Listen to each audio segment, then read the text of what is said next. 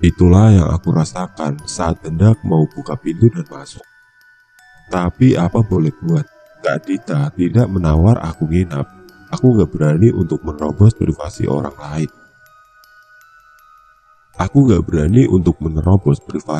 lain. Jadi aku masuk ke kamar. Dan lagi-lagi, perlahan dada aku sesak dan semakin sesak. Aku duduk di ranjang sambil merenungkan, kenapa aku tidak nyaman di sini, padahal baru sehari tinggal di sini. Ya udah, aku melawan rasa aneh itu dan aku mencoba tidur. Tapi sebelum tidur, aku main HP sekedar ngeliat aktivitas di Instagram aja, untuk sedikit menenangkan rasa aneh yang aku rasakan. Saat aku mulai sedikit tenang, sambil megang HP, aku pun hampir tertidur. Tiba-tiba, cekrek, bunyi gagang pintu kamarku yang buat aku kaget, karena seperti ada yang mau membuka pintu. Di sini aku diam dan bingung, mikir itu apa dan siapa. Aku coba manggil Kak Dita, mungkin aja Kak Dita yang mau masuk. Kak Dita, kakak di situ? Gak ada jawaban sama sekali. Di sini aku udah mikir yang aneh-aneh, jadi aku gak berani buat ngecek. Tapi aku cuma diam, bingung dan mikir sambil ketakutan. Dada aku masih berat dan panas, tapi ujung kakiku rasanya dingin. Aku juga bingung dan gak tahu kenapa rasanya aneh begini. Sambil ketakutan dan sama sekali tidak nyaman, aku tetap berusaha tidur sambil terus berdoa dan menutup mata. Hingga aku sadar terbangun, mendengar suara motor yang ternyata suara teman-teman lain yang sedang manasin motor karena mau berangkat ke kampus.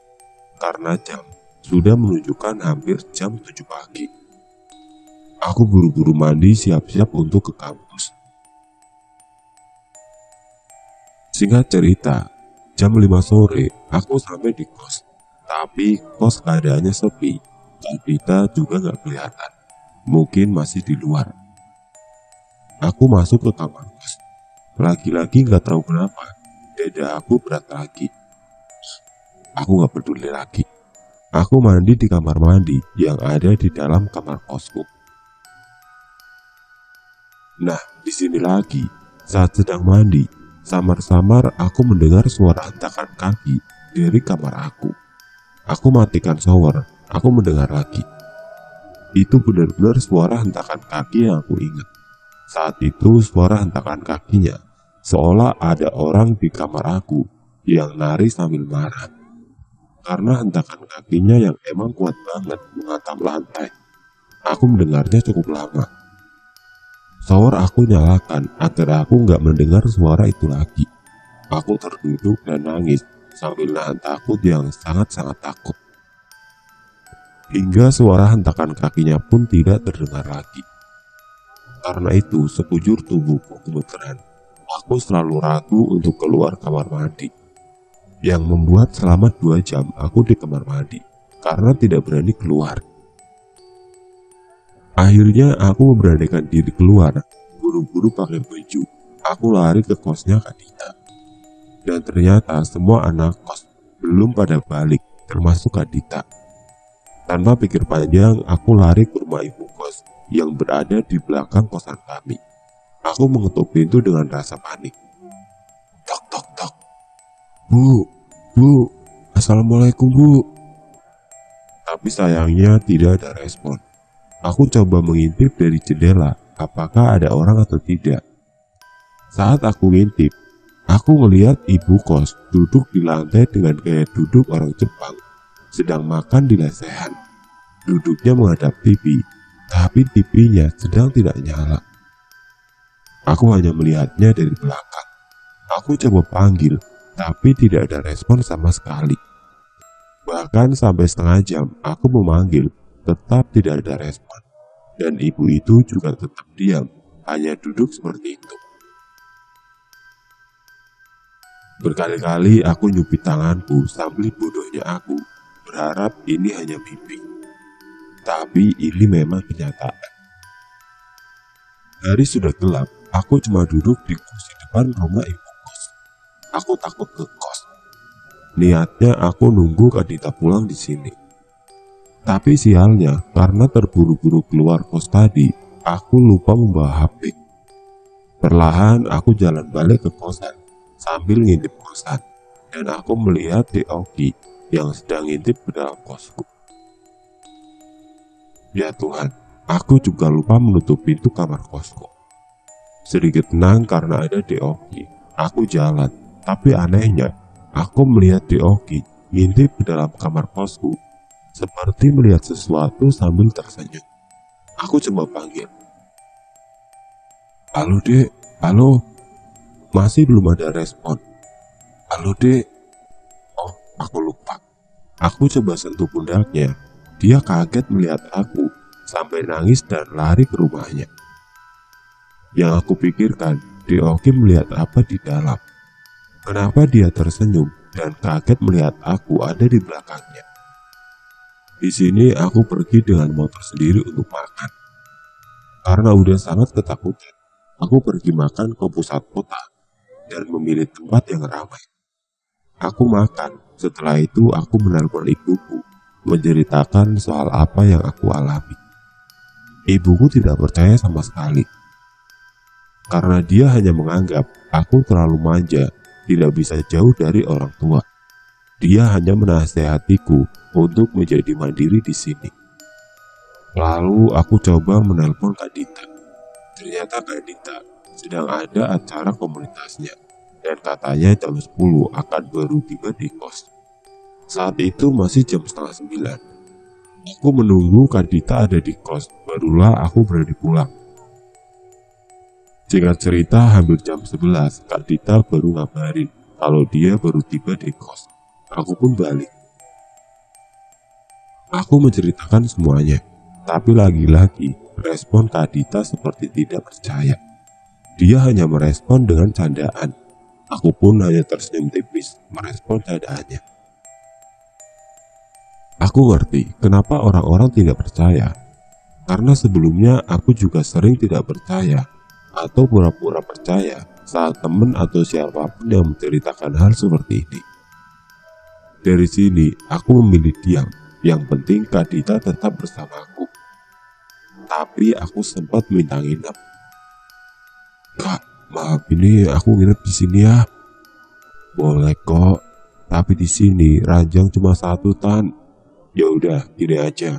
Karena kakak juga belum pernah ke kamarnya Intan, kita tidur di situ aja.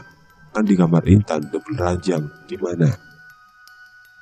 Iya kak, nggak apa-apa. Ya udah, kakak mandi dulu ya. Ntar kakak nyusul ke kamar Intan ya. Nggak apa-apa kak, aku nunggu di sini aja kak.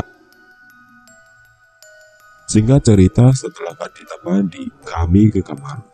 Lagi-lagi setiap aku masuk di kamar ini, aku selalu dada aku berat lagi. Sampai kali ini, udah terbiasa rasanya. Tapi aku penasaran, apakah Kak Dita juga ngerasain hal yang sama? Kak, di kamar aku pengap ya? Enggak kok, biasa aja. Di sini malah lebih enak, lebih luas. Kenapa ya? Cuma aku yang merasakannya.